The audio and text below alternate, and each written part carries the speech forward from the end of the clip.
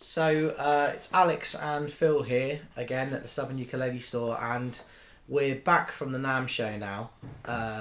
We were only actually at the show for 2 days and kind of flew back immediately after day 2, which meant that we couldn't get a kind of good roundup of all the content we saw while we were there. So I thought what we would do is just a short video where we kind of touch on and use some B-roll footage of the things we saw.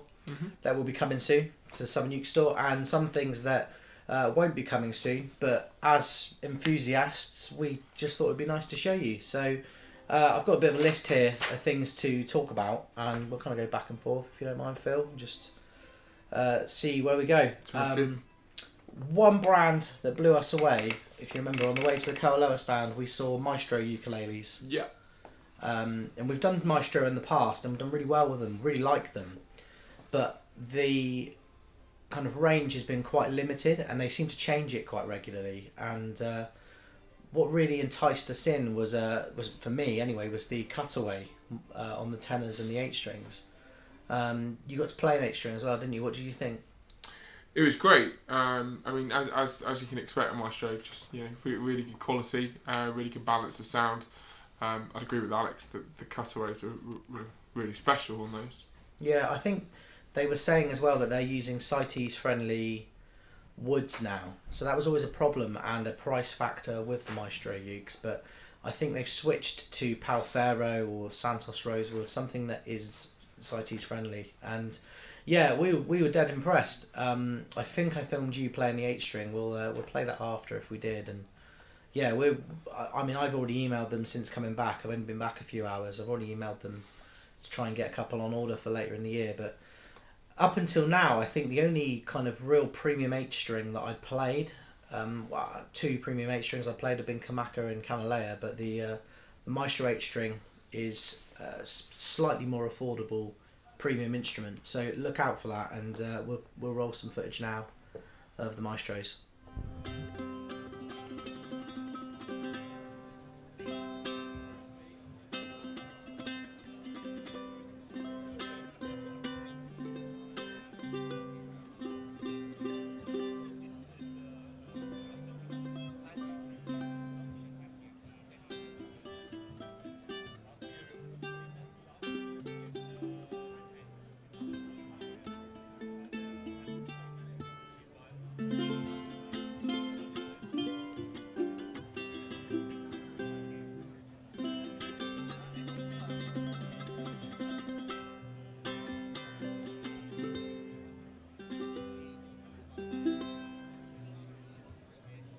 Really nice.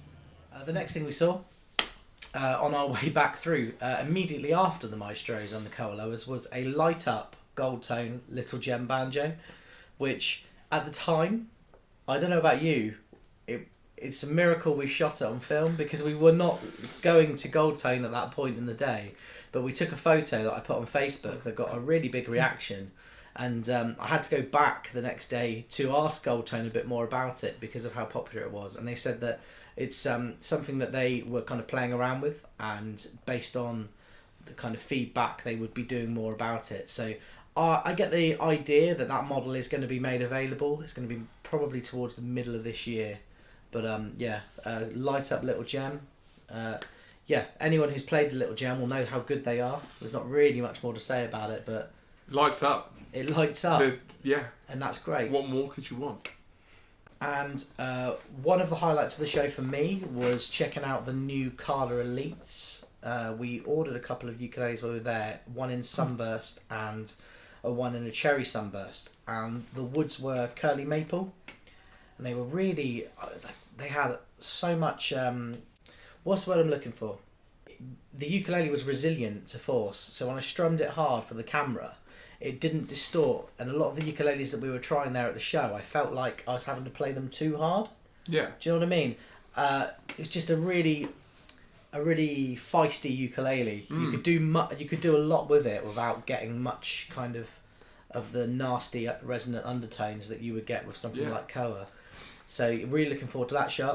What else did we see at the Carla stand?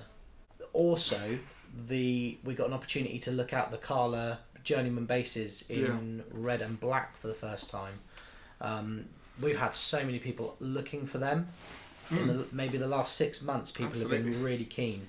And I've spoken to our UK distributor for Carla, and they are just about to leave for us. So we should be getting them really early April, kind of the end of the financial year. So not a long wait on them. You know, about 2 months' time, we'll be swimming in these red and black Journeyman basses, which is apparently what every bass player in existence wants, and I loved it. I thought they look great as well. Like the wound strings just kind of popped off. The wound strings as well. Yeah, wound strings and a Journeyman bass, winning combination. Not something we tried before. Yeah, it's great.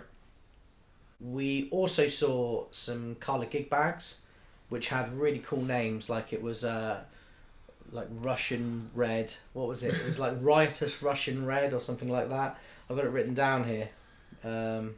I'm glad you have. I can't remember. Yeah, what was the other colour? We saw them in purple. Purple. So yeah, I don't have I don't have the names for the colours at the moment because the mail out I've been working on for the SAS website most of the day, where I put these names in, I've accidentally saved over with customer's address. So I don't have those names, and I don't have what I've been working on most of the day.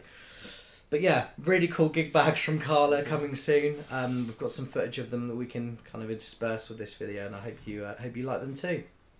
One other thing we saw at the show were the Tiny Boy basses by Hosko. Hosko actually distribute Big Island, and I don't know about you, but they look to me like a Big Island bass, but in kind of various colours and finishes. What did you think? You played one? Yeah, I played I think they had like a white and black one. I think I played the white one. They were really nice. Had great balance to them. I really liked kind of like electrically within them. They had like a really nice kind of tone roll off, which is kind of important for a bass when you're looking at the variety of sounds you can get from it. I think they were more functional than like a rubber string ukulele bass. They're more of a bass, like an electric bass guitarist ukulele bass. Yeah, it was something for people in the middle there.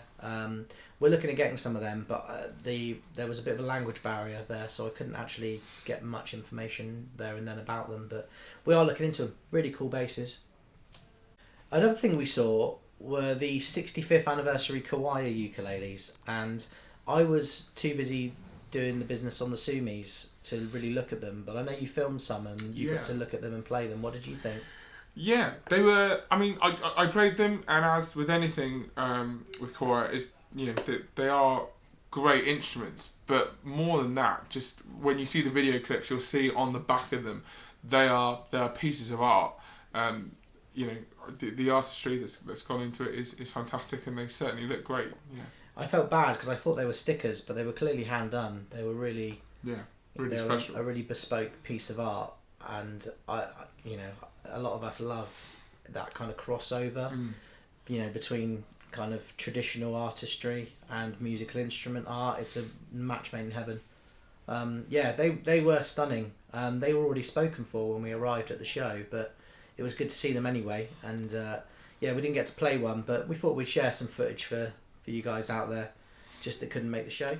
Something really exciting I've spoken to a few UK-based luthiers today about is the Graphtech Planetary style tuner.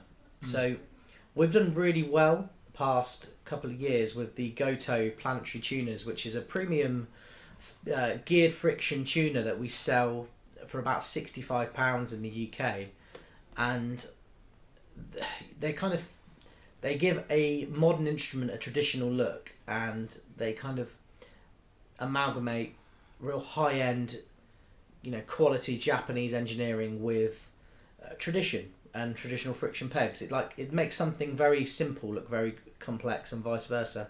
And what Graphtech have done is create an affordable version of that. So these are going to be about £35-40 a set in the UK. I've already put them on order, and I believe they only come in black, but if you've got a soprano ukulele with friction tuners that you just can't get on with and you want to change that for geared tuners, but you don't want to spend 70 quid, then these are going to be great, aren't they? We took a lot of footage of these, and I got to try them and weigh them at the time. I took the measurements down and the weight, and they weigh about half the weight of a planetary tuner, so these are a really lightweight option. I thought the planetary tuners work slightly nicer than the Graphtech, but Yeah. But then that's what you're paying the extra £20 for. I mean, nothing wrong with these Graphtech tuners, and we're really looking forward to getting them in soon.